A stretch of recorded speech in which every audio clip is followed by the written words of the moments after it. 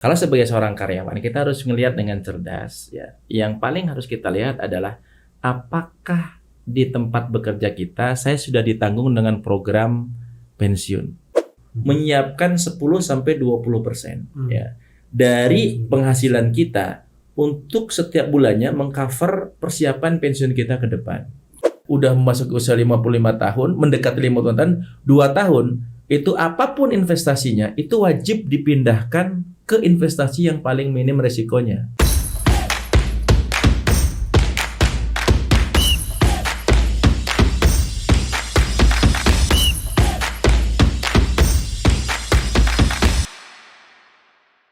Oke Pak Kadar, itu tadi kita udah bahas terkait dengan apa manfaat yang akan diterima ya, Iya.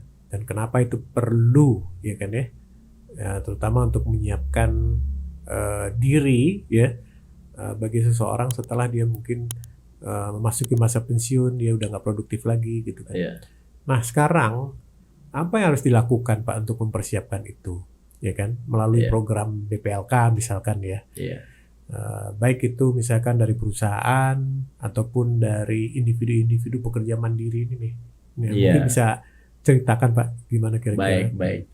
Jadi kacamatanya harus ada dua ya Pak ya. Kita ngelihat yang pertama itu apakah kita sebagai pekerja mandiri ataukah kita sebagai pekerja yang di sektor formal, artinya karyawan gitu kan. Nah, kalau sebagai seorang karyawan kita harus melihat dengan cerdas ya. Yang paling harus kita lihat adalah apakah di tempat bekerja kita saya sudah ditanggung dengan program pensiun.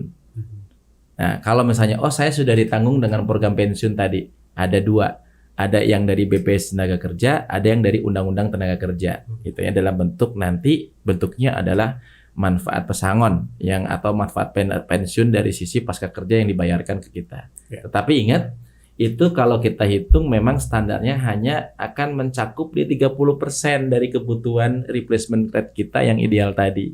Ya. Yang 70-80. Sehingga yang harus kita persiapkan sebagai seorang karyawan, kalau kita sudah tahu ditanggung BPJS Tenaga Kerja, kemudian yang kedua adalah ditanggung oleh Undang-Undang Tenaga Kerja, maka kita perlu persiapan tambahan pensiunnya dari yang namanya program pensiun sukarela. Nah, ini di produk di DPLK ini ada yang menyediakan produk itu, baik secara individu maupun juga perusahaan. Karena perusahaan juga bisa Pak. Misalnya Pak Fernanda ini punya karyawan, saya kayaknya nggak cukup nih mensejahterakan karyawan saya kalau hanya di cover dari BPJS Tenaga Kerja dan di cover dari Undang-Undang Tenaga Kerja dalam bentuk pesangon. Ya, saya mesti harus menambahkan supaya tadi replacement rate ini menjadi ideal di angka 70-80%. Dibuatlah program Pak. Itu misalnya saya akan tanggung dari perusahaan itu misalnya 50%. Ya, pensiun sukarela nih. Yang 50% akan dipotong dari gaji karyawan. Nah, itu bisa Pak. Program itu ada di DPLK. Nah, kita itu kalau di DPLK Muhammad itu namanya pensiun hijrah. Jadi pensiun hijrah ya untuk individu, Pak. Jadi intinya individu itu tuh membuka ya, bisa sebagian disubsidi oleh perusahaan, bisa sebagian dibayarkan dari potong gaji, atau bisa 100% disubsidi perusahaan, atau bisa 100% dari uang pribadi kita dalam bentuk pemotongan gaji, Pak. Itu bisa, Pak. Nah, ini persiapan pensiunnya kalau kita bicara tentang kita sebagai karyawan ya. Nah, kalau sebagai pekerja mandiri. Nah, ini. Jadi idealnya berapa sih yang perlu kita sisihkan? Itu yang paling penting, Pak. Ketika kita sudah ada usaha yang berjalan.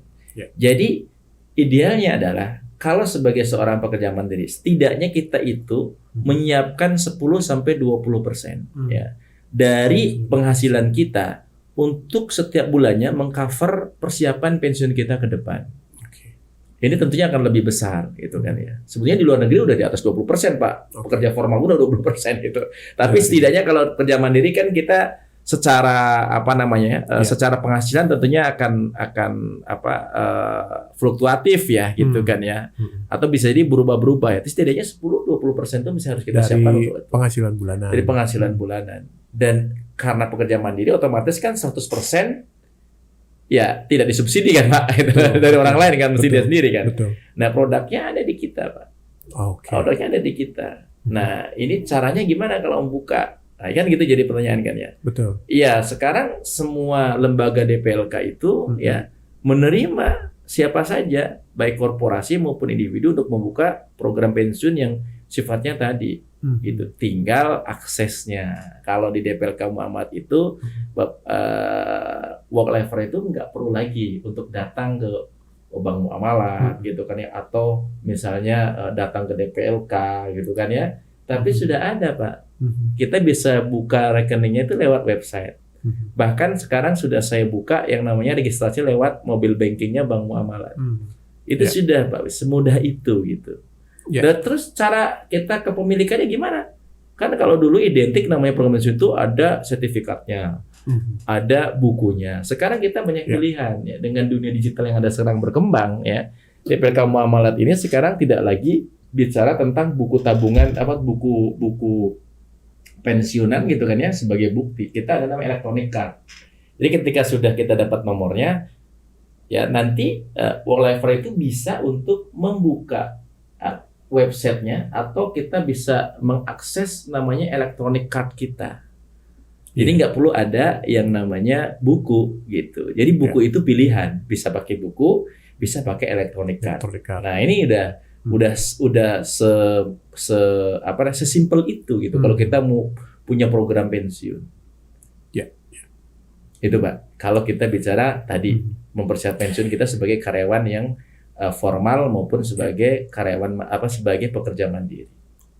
Nah itu tadi berarti kan harus dihitung ya Pak ya. Istilahnya berapa sih yang harus disisihkan ya? Betul. Itu cara menghitungnya gimana Pak? Maksudnya seperti kayak DPLK Syariah Muamalat itu membantu nggak untuk misalkan menghitung berapa sih idealnya harus disisihkan gitu kan? Betul.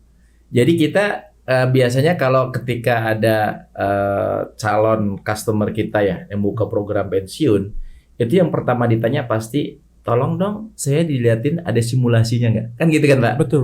Saya mau nanti pada saat saya usia pensiun itu saya dapat sekian. Betul. Nah kita ada simulasinya Pak.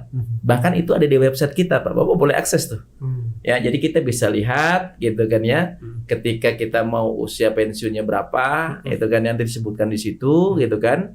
Kemudian ketika kita bicara berapa nih yang mau kita alokasikan, kita juga bisa dengan iurannya mau berapa gitu kan ya. Atau bisa kita asumsikan, oh saya iurannya mungkin di angka 500.000. Tetapi dalam setiap tahun saya akan tingkatkan menjadi di atas 110% misalnya. Jadi 10% setahun saya tambahkan. Itu ada Pak simulasinya. Nanti akan tergambar berapa manfaat pensiun ke depan yang akan bisa kedapat. Walaupun itu simulasi. Nah, domainnya DPLK Pak, itu berbeda dengan DPPK. Kalau di DPLK ya semua pilihan investasi itu ada di tangan peserta. Ya artinya ketika kemudian nanti mengiur, kan kita investasikan Pak. Nah DPLK itu menyediakan paket-paket investasi, mulai dari yang sifatnya konservatif, yang paling sangat minim resikonya, sampai dengan yang sedikit beresiko, sampai dengan yang istilah kita itu ada namanya agresif. Jadi ada yang konservatif, moderat, dan agresif. Itu kita siapkan Pak, paket-paketnya. Peserta boleh milih? Peserta boleh memilih. Dan pada masa kepesertaan berjalan, bisa berpindah Pak, dari satu paket ke paket yang lain. Misalnya, paket A-nya ini Muhammad nggak menarik lah, saya lihat kok paket B-nya ini bagus nih, gitu kan ya. Dia mau pindah. Itu bisa Pak. Setahun itu bisa pindah sampai dengan 2 kali pindah. Yang free. Kalau mau pindah di luar 2 kali setahun, misalnya 3 kali, boleh Pak. Tetapi memang kita ada cas administrasinya. Karena kan kita harus nyambut nih Pak. Investasinya udah ditaruh di sini, kita cabut lagi kan. Nah itu cukup 2 kali kesempatan customer untuk bisa secara free memilih kepindahan investasinya. Dan bagusnya lagi Pak, kalau di DPLK itu adalah ketika nanti pada usia 2 tahun menjelang usia pensiun normal, ya kalau pensiun normal itu sekarang di undang-undang itu sudah diatur Pak, minimal itu adalah 55 tahun. 55. Jadi undang-undang P2SK yang terbaru. Atau ya usia pensiun dipercepat itu 5 tahun sebelum usia pensiun normal. Kalau dulu kan 10 tahun Pak, ya. Jadi ini makin pendek gitu. Nah ini sebenarnya makin bagus kalau untuk penghimpunan dana gitu kan ya. Misalnya pada saat usia udah masuk usia 55 tahun, mendekati 50 tahun, 2 tahun, itu apapun investasinya itu wajib dipindahkan ke investasi yang paling minim resikonya.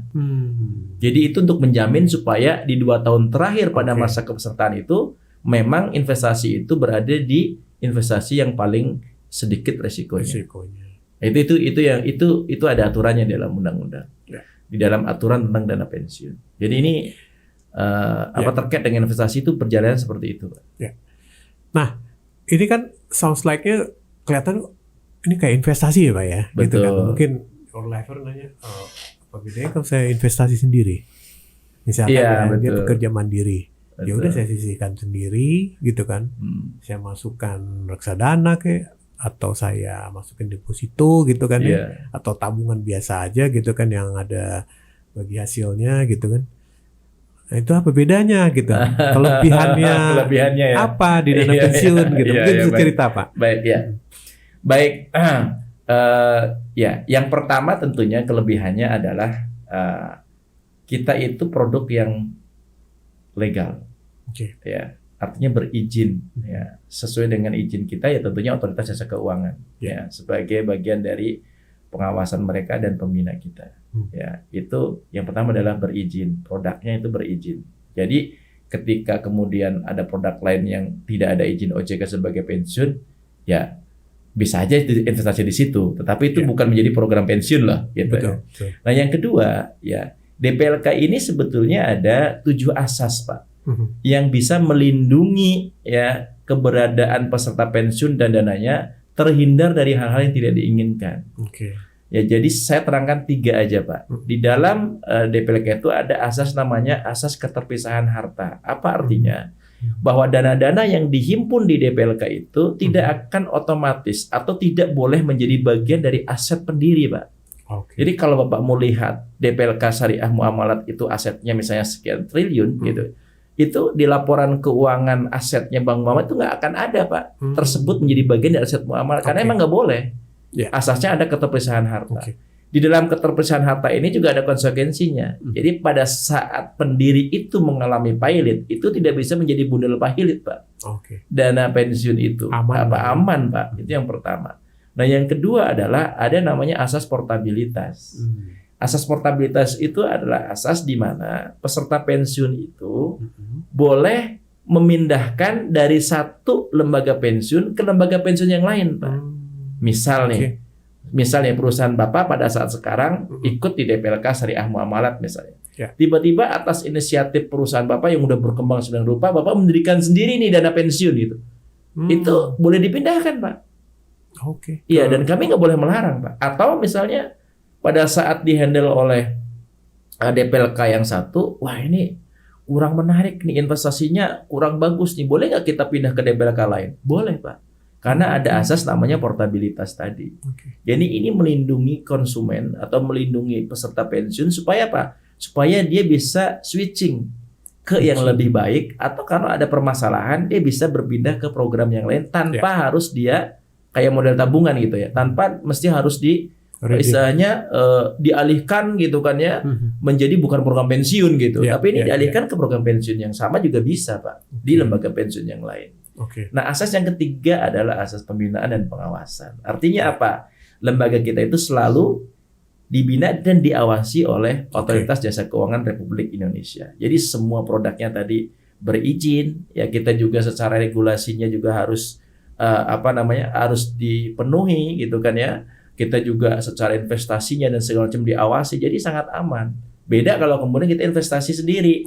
Kita punya kemampuan apa sih untuk bisa sampai sejauh mana sih? Kalau kita orang pasar modal atau apa, mungkin pengetahuan kita terkait dengan investasi itu aja. Tapi kita kan bukan yang profesi di situ. Yang hari-hari. Iya, bukan yang gitu betul, bukan pada core-nya kita bicara untuk investasi itu kita awasin setiap hari kan gitu kan. Betul. Iya kan? Makanya perlu ada lembaga yang dipercaya tadi. Salah satunya adalah ini, Pak, DPLK sebagai pengelola investasi. Jadi manfaatnya di situ gitu. Kalau kita sendiri-sendiri, ya terkadang kita harus banyak belajar kan gitu. Tapi kalau DPLK Syariah Muamalat sudah berdiri tahun 97, Pak. Jadi udah 26 tahun punya kita pengalaman ya. Dan dalam sejarahnya, Pak, DPLK itu tidak ada yang istilahnya Tutup gitu. bukan default itu apa? Default. Tidak bisa membayar gitu kayak manfaat pensiunnya gitu kan ya. Sejauh ini nggak ada, termasuk di DPLK Syariah Muamalat kita hampir boleh dikatakan ya 100% ya, bukan boleh dikatakan ya 100% itu kan ya. 100% Iya, itu kita bisa penuhi itu kewajiban kita untuk pada saat usia pensiun dibayarkan. Oke. Jadi sangat aman gitu. Nah, ini mungkin yang berbeda ketika kita investasi kelola oleh diri sendiri. Iya, dan yang penting, Pak, ya. di dalam investasi di DPLK itu kita ada batasan-batasan dalam undang-undang. Contoh usia pensiun. Usia pensiun ini kan menjadi batasan. Ya, pada saat kita usia belum 55 tahun atau 5 tahun dari usia 55 tahun gitu belum boleh ditarik, Pak. Coba kalau kita investasi, Pak, mungkin ya mohon maaf nih, Pak. Ada sedikit-sedikit kita tarik kan, Pak. Yo, wah ini ada butuh ini, akhirnya tahu-tahu nggak tercapai programnya. Tahu-tahu nggak tercapai. Jadi ini juga menjadi bagian dari bahwa lembaga itu sangat diperlukan. Saya dengar ada satu lagi terkait dengan perpajakan, Pak. Oh, baik. Ya, ini juga penting ya, betul.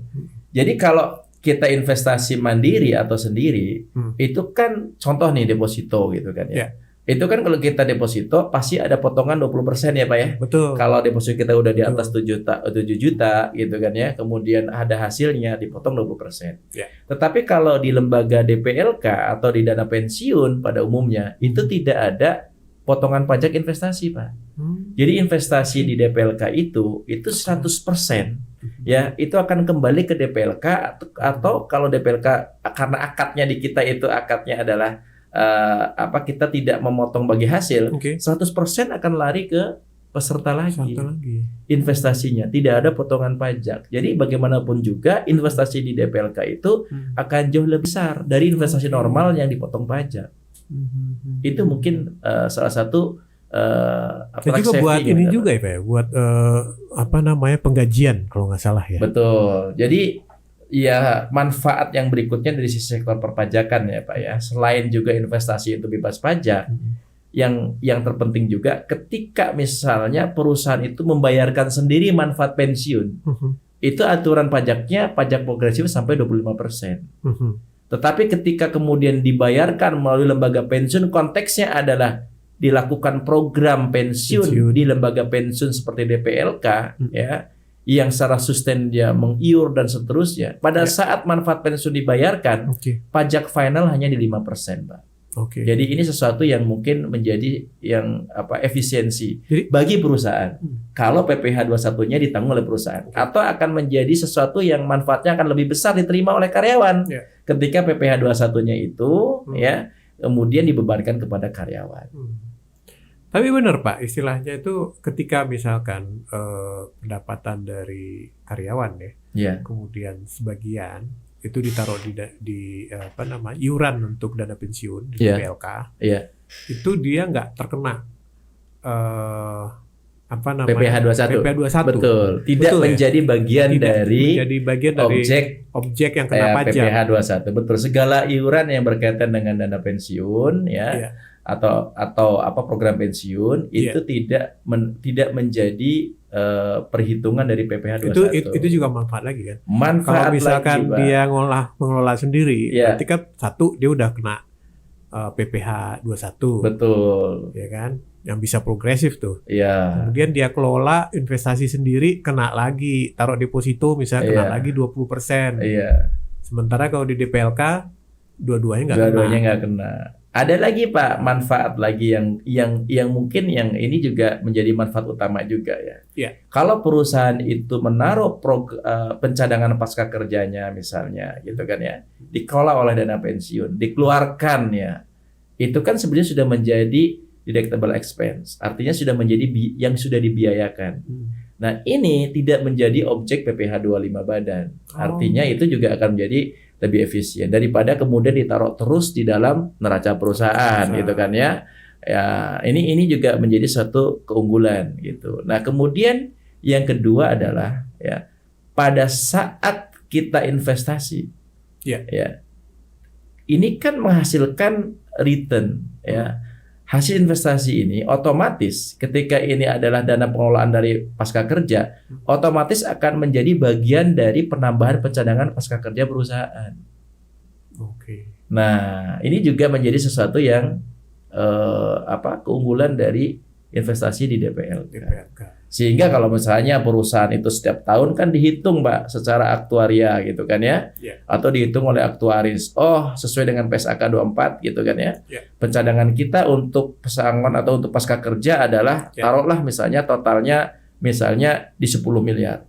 Iya. Ya, tahun depan kalau dihitung lagi pasti akan bertambah besar, Pak, seiring dengan pertambahan karyawan atau pertambahan kenaikan gaji atau bahkan gitu kan ya, karena adanya remunerasi lain yang melekat di dalam gaji kita. Nah, ini kemudian ya bisa saja setiap tahun itu kita tidak perlu menambah lagi, Pak, karena sudah di-cover dari hasil investasi itu.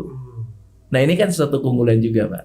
Iya. Jadi hasil investasi itu menjadi sesuatu yang bermanfaat buat perusahaan maupun buat peserta program pensiun. Wow, luar biasa Pak Kadar. Yeah. Penjelasannya Pak Kadar ini memang daging semua ya whatever.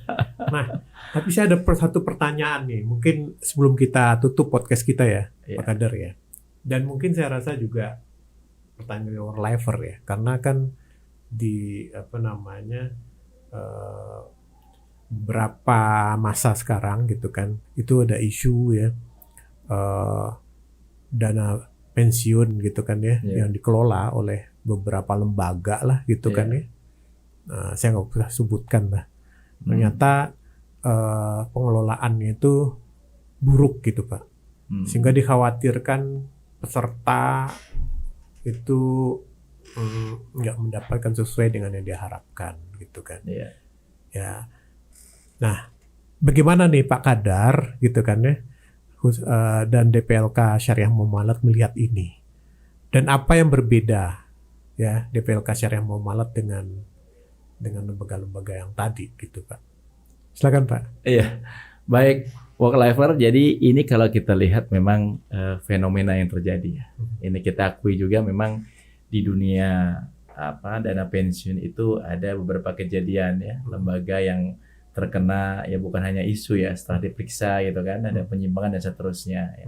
Tetapi saya tidak akan bicara banyak terkait dengan lembaganya. Saya lebih kepada bagaimana DPLK Syariah ini melindungi hal seperti itu tidak akan terjadi. Ini yang paling penting gitu. Yang pertama adalah secara umum ya, yang namanya DPLK itu tadi Pak, kita hanya melaksanakan program pensiun iuran pasti. Berbeda dengan yang lembaga yang di luar DPLK ya, mereka ada yang memang menyelenggarakan program pensiun manfaat pasti. Manfaat pasti ini ada konsekuensinya kan Pak? Bahwa ketika dia sudah janjikan bayar sekian persen ternyata enggak, kemudian ditanggung, harus ditutupin dan seterusnya. Sementara perusahaan pendiri dari dana pensiun ini belum tentu sehat gitu kan, sehingga mungkin ya lama-lama dia akan kesulitan untuk melakukan pembayaran gitu, sehingga akan terjadi sesuatu yang mungkin sementara ini banyak ya mereka yang harusnya pensiunnya dibayar sekian jadi sekian gitu kan ya. Nah, karena emang hasil investasinya dan juga talangan dari pendirinya tidak berjalan sebagaimana yang diharapkan. Di samping itu ada juga dari sisi investasi. Kalau di DPLK itu kita tidak boleh investasi langsung. Konteksnya adalah investasi dalam bentuk fixed asset. Ya nggak boleh Pak. Jadi di kita itu hanya ada instrumen-instrumen tertentu.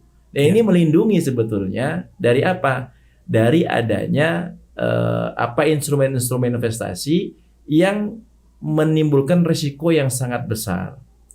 Ya, karena kalau di DPLK ini investasinya sangat terbatas. Kita kalau di syariah ini Pak, hanya kita bicaranya tentang paket-paketnya ya. Itu hanya terdiri dari deposito, pasar uang syariah, kemudian juga ada reksadana syariah ya. Kemudian ada yang namanya sukuk atau surat berharga syariah gitu kan. Kemudian baik negara maupun corporate ya kan ya. Nah, kemudian juga ada investasi yang sifatnya pendapatan tetap lain yang diantaranya semua itu adalah melindungi dari investasi yang bisa terjadi penyimpangan yang menimbulkan kerugian yang besar bagi peserta. Dan nature-nya tadi Pak, DPLK itu adalah pilihan investasi itu ada di tangan peserta. Sehingga apa? Sehingga peserta itu punya konsekuensi ya otomatis juga menanggung risiko investasi. Artinya ketika kemudian dia melihat investasi ini nggak menarik, hasilnya ternyata nggak menarik. Karena kalau di DPLK Syariah itu Pak, kita terbitkan yang namanya fund fact sheet. Ya, setiap bulan, Pak. Setiap Jadi bulan. dari paket-paketnya itu akan kelihatan. Di website boleh diakses, Pak. Jadi dari situ akan kelihatan, oh paket A yang konservatif ini dalam 1 bulan terakhir itu menghasilkan berapa. Dalam 3 bulan terakhir sampai dengan 10 tahun terakhir menghasilkan berapa. Oke. Ya. Dan ini bisa switching, Pak. Orang bisa memilih ya mana yang ketika dia saya di A nggak terlalu menarik, akan saya pindah ke B yang menarik. Ya monggo gitu. Dan yang terakhir adalah ya akad syariah di kami, Pak. Ini akadnya adalah wakalah bil ujroh. Wakalah bil ujroh. Iya, jadi apa? Kami itu tidak berbagi hasil, Pak. Jadi si peserta pensiun ini mengamanahkan dana kepada kami untuk kemudian disampaikan kepada si lembaga investasi. Ya, jadi kami itu sebagai perwakilan dari peserta pensiun, kemudian untuk menginvestasikan di investasi yang mereka pilih. Ya. Sehingga apa? Hasil dari investasi ini 100% akan kembali kepada peserta. Karena akadnya wakalah. Nah, terus DPLK dapat dari mana nih untuk menghidupi perusahaan operasional? Nah, kami ada ujrohnya. Ujrohnya ini adalah diambil dari apa? Diambil dari portofolio kelolaan yang sifatnya sangat kecil, Pak, antara 1 sampai 1,25% per tahun. Jadi kalau dalam akad syariah, akad wakalah itu adalah akad tabaru, Pak. Akad tabaru ini bukan akad tijari atau bukan akad bisnis itu. Artinya apa ya? Kita nggak boleh mengambil keuntungan yang semaksimal mungkin dari investasi itu. Bahkan investasi ini 100% kembali kepada peserta. Jadi dari investasi yang ada di syariah ini otomatis akan menghindarkan sekecil mungkin ya resiko yang terjadi dalam berinvestasi. Ini menjadi kekuatan yang luar biasa bagi investasi syariah, khususnya adalah program pensiun yang di-manage dengan pola syariah. Nah, ini mungkin hal-hal itu yang nanti akan memperkuat sehingga ya work lifer nggak perlu ragu, nggak perlu khawatir ya ketika kita bicara investasi DPLK syariah itu ya mudah-mudahan ya tidak akan terhindar jauh dari apa yang ada di lembaga lain yang mungkin saat ini menjadi isu. Ya, walaupun ya plus minus ya Pak, bisa jadi itu adalah karena oknum gitu kan ya, bukan karena investasinya, bukan karena instrumennya gitu kan ya. Nah, tetapi kalau kita bicara di sini, kalau di syariah, terus bagaimana Pak kelolaan SDM-nya? Nah, ini juga menjadi sesuatu kan. Kalaupun investasinya nggak beresiko, apakah pelakunya juga punya resiko? Oh, tentu ada risikonya Pak. Tetapi kami cover Pak dengan 2 hal. Yang pertama adalah pegawai-pegawai kami itu harus punya kompetensi yang secara formal diukur dalam bentuk sertifikasi. Jadi yang ngejual juga sertifikasinya harus ada. Ya, saya sendiri sebagai pengurus juga harus ada fit proper test dari OJK, harus ada sertifikasi segala. Itu kompetensinya harus diukur. Nah, yang kedua adalah ya kami lembaga syariah yang tentunya ya dalam konteks pembinaan karyawan ya kemudian keseharian aktivitas kami harus mengacu kepada nilai-nilai budaya perusahaan yang sifatnya agamis. Sehingga apa? Dalam sifat-sifat bekerja kita harus mengutamakan apa? Amanah, kejujuran, ya kemudian juga kesabaran gitu kan ya, tabayun dan seterusnya. Dan ini kami terapkan di semua di semua karyawan kami gitu. Dan kami didik sedemikian rupa sehingga apa? Menghindarkan dari fraud yang mungkin menjadi momok bagi perusahaan. Kalau di Bank Muamalat kita punya tagline namanya Islamic Modern Professional. Nah, ini adalah menjadi salah satu culture, corporate culture ya dari perusahaan yang harus diterapkan di semua lini ya dan di setiap pribadi dari insan Bank Muamalat termasuk tentunya dari DPLK Syariah Muamalat.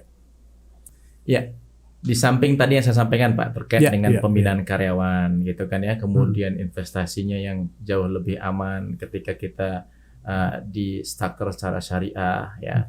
Ada lagi yang mesti harus kami tingkatkan dan terus kami kembangkan dan terus kami ingin menjadi lembaga yang terpercaya itu adalah 3 hal Pak. Yang pertama ya, ketika orang memilih program pensiun itu sebenarnya dia akan cenderung memilih siapa lembaganya. Ya, siapa lembaganya. Kami didirikan oleh Bank Muamalat yang saat ini Kalau menurut saya Bank Mandiri sekarang bukan swasta murni. Kenapa? Karena pemiliknya sudah BPKH, Badan Pengelola BPKH Republik Indonesia, Badan Pengelola Keuangan Haji yang didirikan oleh langsung di bawah Presiden menjadi Badan Pengelola Keuangan Haji Republik Indonesia.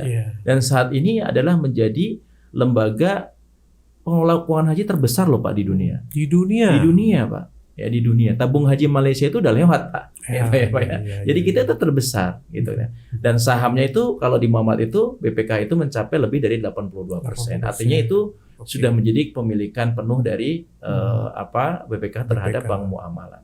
Ini lembaganya pasti sangat dipercaya ketika kita bicara tentang DPLK Syariah Muamalah gitu kan. Nah, kemudian yang kedua adalah return Pak. Jadi orang itu kan melihat Pak seberapa jauh, nggak ngelihat syariahnya atau bukan syariahnya, tetapi dia akan melihat seberapa besar return yang dia dapat. Alhamdulillah Pak. Berapa Pak kalau boleh tahu nih? Ya, alhamdulillah Pak. Kalau di DPLK Syariah Muamalat itu return kami itu rata-rata di atas industri. Di atas industri. Iya. Bahkan kami itu sempat kemarin nih Pak, di bulan Mei paket B kami atau paket yang moderat kami itu mencapai di angka return 1% dalam 1 bulan Pak. Ya kan? Kalau di rata-rata secara keseluruhan dalam 10 bulan atau setahun terakhir ini kami returnnya antara, kan paketnya beda-beda Pak ya? Iya, betul. Antara 6 sampai dengan 12% annualized. Artinya ini cukup besar ya, returnnya juga cukup baik. Sehingga pilihan ke syariah, DPLK Syariah bukan bicara tentang syariahnya saja tapi returnnya juga kami kompetitif. Nah, yang terakhir adalah service Pak. Servis ini sangat penting. Kadang-kadang orang kalau sudah percaya lembaganya, gitu kan ya, kemudian percaya sudah terbukti returnnya, tapi kalau servisnya buruk, ya orang juga akan pindah ke lain hati kan Pak. Gitu. Bahkan mungkin membatalkan programnya gitu kan ya, karena perlakuan kita yang kurang baik.